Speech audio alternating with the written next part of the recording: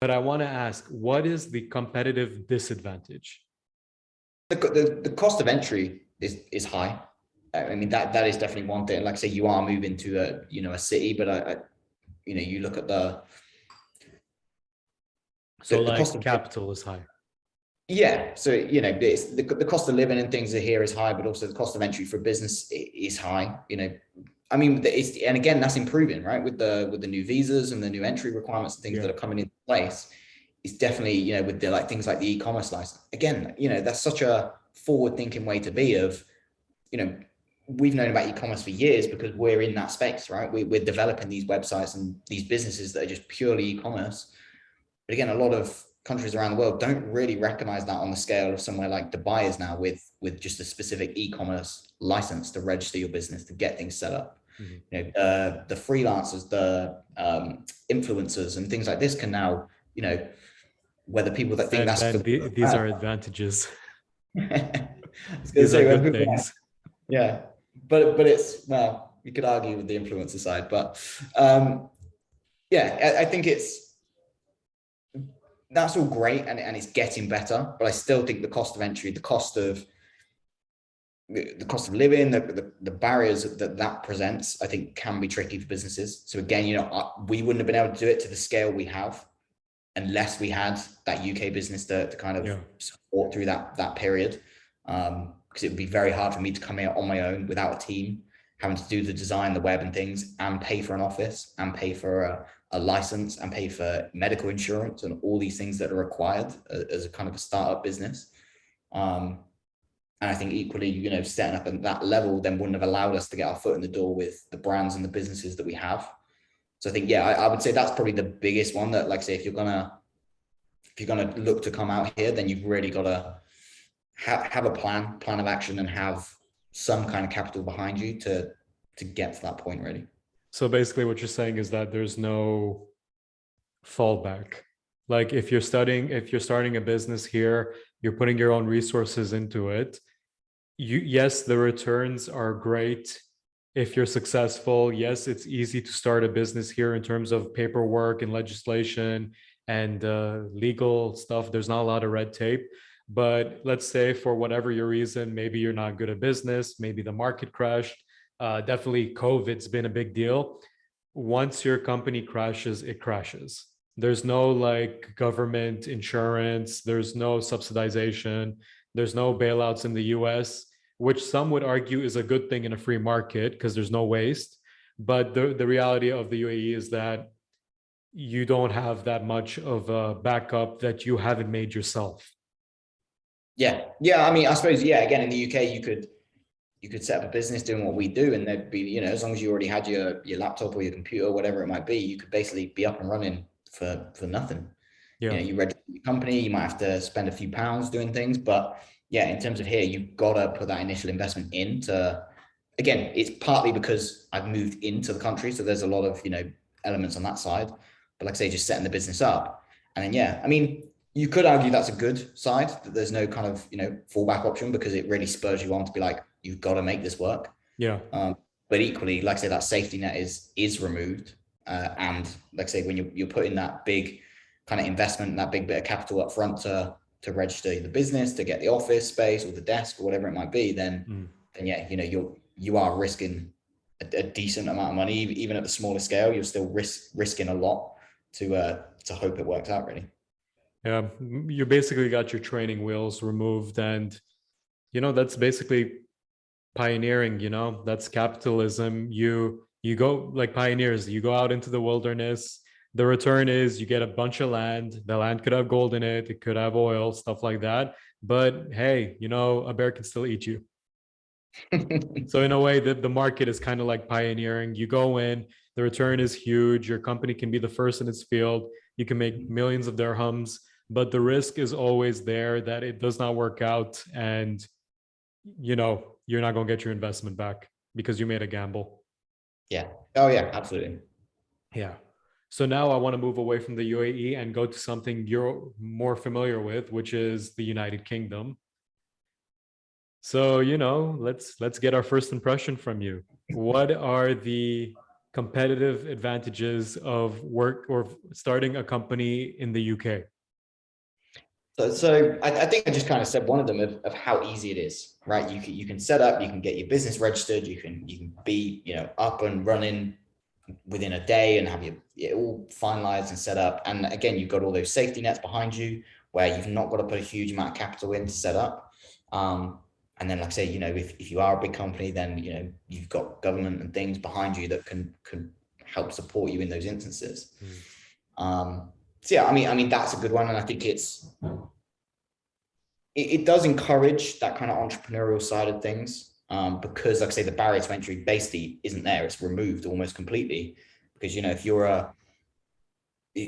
a kid who's really into skateboarding, you want to start a skateboard company, all you've got to really do is register your company, buy some decks from a supplier, and then start printing your designs on them, right? So it's like you can be there and at that point straight away, especially with social media and things now. It's so easy to as well to get the brand out there. But that's worldwide. I'm going off the UK thing, but yeah. So I guess that barrier to entry is kind of removed, and it's very simple.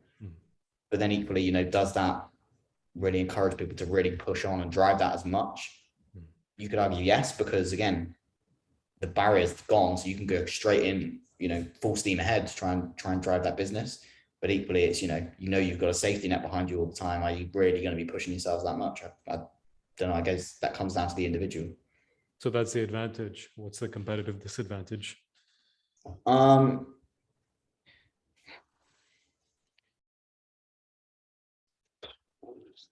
mean, it's tricky to put a thing on it, really. Maybe this, again, it's just my British. Well, no, I suppose British people moan. So I was going to say I can't find the negatives, but British people love a moan. Can I just ask you to come closer to the mic? Yeah, sorry. Okay, All that's right. better. Competitive disadvantage. I think You, something my like kind of opinion, you don't think the regulation, the taxes, the government controls? yeah, I was going to say something I alluded to earlier is kind of that attitude of people of like it all being very self-serving of kind of what I can get out of it. It's not everyone. It's limited numbers, but I found it a lot more, networking and things there. But yeah, definitely, like I say, the barrier to entry is removed, but then you've got things like the taxes, the legislation, all the elements that you then have to keep to. You do have that here to some extent, and like I say, from a business of make sure your contracts and things are in place and that. But I think in the UK, it seems like there's a lot more red tape. I mean, we're in a fairly straightforward field, right? As long as we're not, ripping off copyright, as long as we're making sure the websites are compliant with the data protection, it's a fairly straightforward thing. But I know in a lot of areas, construction in particular, again with Dubai, you will see a building pop up within months, and it's be a multi-story skyscraper. Whereas in the UK, if you want to build an extension on your house to put your car in the garage, you could be years fighting legal laws and red tape and things. So again, like from construction companies, they must have to go through so much. Just I was very lucky when I worked with my dad we fitted bathrooms and kitchens. It was predominantly in people's houses. But if we ever did go on a building site, the amount of regulations and things you had to wear and things you had to take and make sure you signed in, signed up, done this, that, it just seemed like such an additional unneeded step that probably discourages, like say, someone going into that field, right? If you want to go in, you're an architect, you really want to design houses, but you've got nowhere you can build a house, then it's going to discourage people, I think. So And then you got to deal with like homeowners associations, and then as a business, I think what's unfortunate in the UK, and this applies to Canada as well, it's very similar. Because you deal with all this red tape, with all these taxes, you got to put that in the bill. So now your client has to deal with increased prices, and it discourages company from starting and discourages people from buying, which, my opinion, from what I've studied, is not healthy for an economy. I guess where it comes in is, you could say it this way, like a oversimplification. The UAE is expensive to start in because it's got to be your own resources to set up capital, but it's really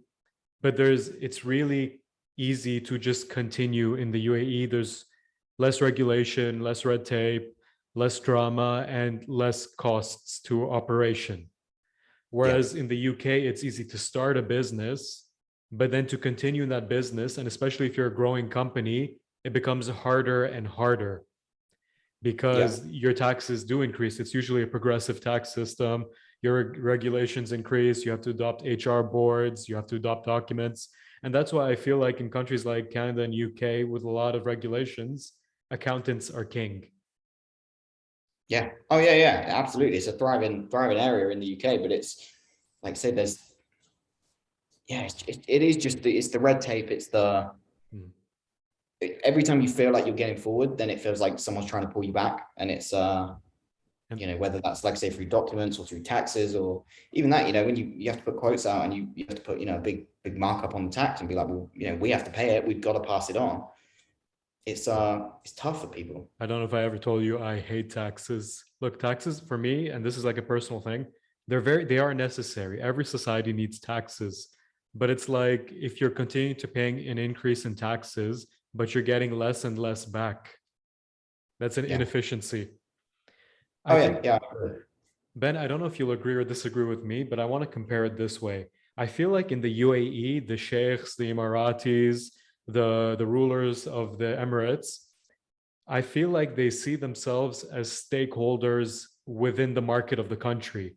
Like I think they know that they're in a position where if the economy does well, they do well as active participants, active whether it's investors, shareholders, or even business owners themselves. So a healthy economy is something they truly want to see, and like you said before, that trickles down to everyone else in the country. Whereas in the UK and Canada, parts of the US, and a lot of Western Europe, I feel like the government does not see themselves as a stakeholder or investor or shareholder in their own markets, but rather as like a landlord, imposing regulations, saying, don't touch this, you can only do this, these are the terms of your lease, because a lot of times these things are literally called leases. And if you don't abide by these rules, I take your property, you can leave, and then someone else will take your spot, and the cycle goes again. Yeah. Yeah, I think I would agree with that. And I mean, there's a lot of arguments for why that is without getting too political. But like you say, when you've got prime ministers, presidents, they're there for a short period of time. They've maybe got 4 or 5 years if they're lucky, in a long period, long stretch. It's, yeah, you could argue are some looking to see what they can get out of it in that short period, or some looking to, like you say, see how can they make this country thrive. And, and like you say, the bigger they build things here, then the more they're going to benefit, sure. But it genuinely feels like they really genuinely care about the country and its success.